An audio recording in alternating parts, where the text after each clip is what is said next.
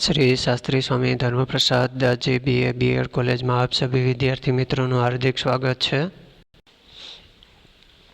छात्र और छात्राएं, आज हम FY BA अनिवार्य हिंदी सेमेस्टर 2 यशोधरा में यशोधरा काव्य का कथासार प्रस्तुत कीजिए, इसके बारे में हम अभ्यास करेंगे। और यशोधरा काव्य की कथा वस्तु अपने शब्दों में लिखी है या यशोधरा काव्य के प्रेरणा स्रोत की चर्चा करते हुए कथा का सारांश लिखिए और यशोधरा काव्य की कथा के प्रमुख शीर्षक बतलाते हुए कथासार लिखिए। इसके बारे में हम अभ्यास करेंगे, ध्यान से सुनने। सबसे पहले रूपरेखा, पूर्व भूमिका, यशोधरा का प्रेरणा स्रोत, यशोधरा का कथासार और उपसार। तो सबसे पहले पूर्व भूमिका के बारे में हम अभ्यास करते हैं।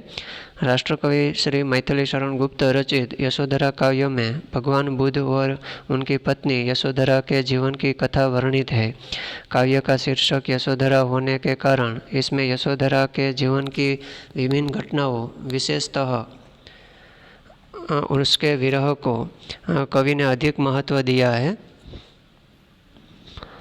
और काव्य की शुल्क शीर्षक भूमिका के बाद कवि ने कथा सूत्र के अंतर्गत कथा के जो विविध सूत्र प्रस्तुत किए हैं, उन सूत्रों का संबंध प्रायः सिद्धार्थ के जीवन से ही है। फिर भी उनमें अंततः यशोधरा के त्याग की महिमा भी व्यक्त की गई है। एक दृष्टि से ये कथा सूत्र इस काव्य का कथानक ही है। 5 पृष्ठों के इस कथानक का विस्तार आगे 125 पृष्ठों में हुआ है। तो यहाँ जो सबसे पहले जो पूर्व भूमिका में राष्ट्रकवि श्री मैथिली शरण गुप्त रचित जो यशोधरा काव्य में भगवान बुद्ध और उसकी पत्नी यशोधरा के जीवन की कथा का वर्णन किया है। काव्य का शीर्षक जो यशोधरा होने का कारण, इसमें यशोधरा के जीवन के जो विभिन्न घटनाओं है, विशेषतः उसके विरह को कवि ने यहाँ अधिक महत्व दिया गया है। और काव्य के शुल्क शीर्षक भूमिका के बाद कवि ने कथा सूत्र के अंतर्गत कथा के जो विविध सूत्र प्रस्तुत किए हैं, उन सूत्रों का संबंध प्रायः सिद्धार्थ के जीवन से ही है। फिर भी उनमें अंततः यशोधरा के जो त्याग की महिमा जो व्यक्त की गई है। एक दृष्टि से यह कथा सूत्र इस काव्य का कथानक ही है। और 5 पृष्ठों के इस कथानक का विस्तार आगे 125 पृष्ठों में हुआ है, यानी विस्तार से दिया गया है। और इसके बाद यशोधरा का प्रेरणा स्रोत। यशोधरा काव्य में कवि ने शुल्क शीर्षक अपनी प्रस्तावना में प्रेरणा स्रोत का संकेत भी किया है। जो लोग यह मानते हैं कि यशोधरा काव्य में कोई कथा ही नहीं है अथवा कथानक की दृष्टि से इस काव्य का कोई विशेष महत्व नहीं है, तो उनको शुल्क में व्यक्त कवि के इन शब्दों का ध्यानपूर्वक अवलोकन करना चाहिए। यानी कि यशोधरा काव्य में जो कवि ने जो अपनी बुद्धि के जरिए जो शीर्षक रखा है और प्रस्तावना में जो प्रेरणा स्रोत का जो संकेत किया है, जो लोग यह मानते हैं कि यशोधरा काव्य में कोई कथा ही नहीं है अथवा कथानक की दृष्टि से इस काव्य का कोई विशेष महत्व नहीं है, तो उनको शुल्क में है व्यक्त कवि ने इन शब्दों का ध्यानपूर्वक अवलोकन भी करना चाहिए। तो भगवान बुद्ध और उनके अमृत तत्व की चर्चा तो दूर ही की बात है। राहुल जननी के 2-4 आंसू ही तुम्हें इसमें मिल जाए तो बहुत समझना। और उनका श्रेय भी साकेत की उर्मिला देवी को ही है। तो यहाँ भगवान बुद्ध की जो बात की है वो भी एक प्रमुख पात्रों में आते हैं। तो उन्होंने अमृत तत्व की जो चर्चा तो दूर की बात है, लेकिन राहुल जननी के 2-4 आंसू ही तुम्हारे इनमें मिल जाए तो बहुत समझना। और उनका श्रेय भी जो साकेत में उर्मिला देवी को ही है, जो उर्मिला और लक्ष्मण की बात की है। और इससे यह स्पष्ट हो जाता है कि साकेत की रचना करते समय ही कवि का ध्यान यशोधरा पर कुछ लिखने की ओर गया और उन्होंने कालांतर में यशोधरा काव्य कृति का निर्माण किया।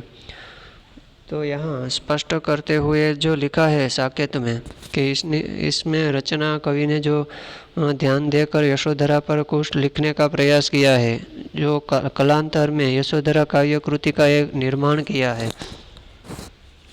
प्राचीन साहित्य नामक पुस्तक के एक निबंध काश्यर उपेक्षिता में रविंद्र ने काव्य की कतिपय उपेक्षिताओं का उल्लेख किया है और कालांतर में इसी का आधार लेकर सरस्वती में आचार्य महावीर प्रसाद द्विवेदी ने कवियों की उर्मिला विषयक उदासीनता नामक निबंध लिखा है, जो कि मैथिली शरण जी आचार्य द्विवेदी द्वारा प्रोत्साहित होकर ही कविता क्षेत्र में अवतीर्ण हुए थे और उनकी कृपा भारी से सिंची जाने पर ही उनकी काव्य चेतना विकसित हुई थी।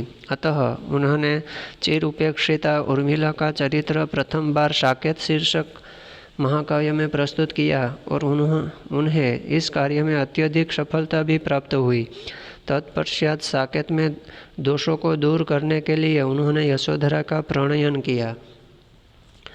तो यहाँ जो प्राचीन साहित्य में जो साहित्य नामक जो पुस्तक में निबंध लिखा जो काश्यर उपेक्षिता, इसमें रविंद्र ने काव्य की कतिपय उपेक्षिताओं का जो उल्लेख किया है, रजूआत किया है, जो कालांतर में इस प्रकार इस आधार सरस्वती ने भी आचार्य महावीर प्रसाद द्विवेदी के कवियों की जो उर्मिला विषयक उदासीनता नामक जो निबंध लिखा है और मैथिली शरण गुप्त जी और द्विवेदी द्वारा जो प्रोत्साहित होकर कविता क्षेत्र में अवतीर्ण हुए थे और उनकी कृपावारी से जो सिंची जाने पर ही उनकी काव्य चेतना विकसित हुई थी। अतः उन्होंने चिर उपेक्षिता उर्मिला का चरित्र प्रथम बार जो साकेत शीर्षक महाकाव्य में जो प्रस्तुत किया है, वो भी अत्यधिक सफलता भी प्राप्त की है।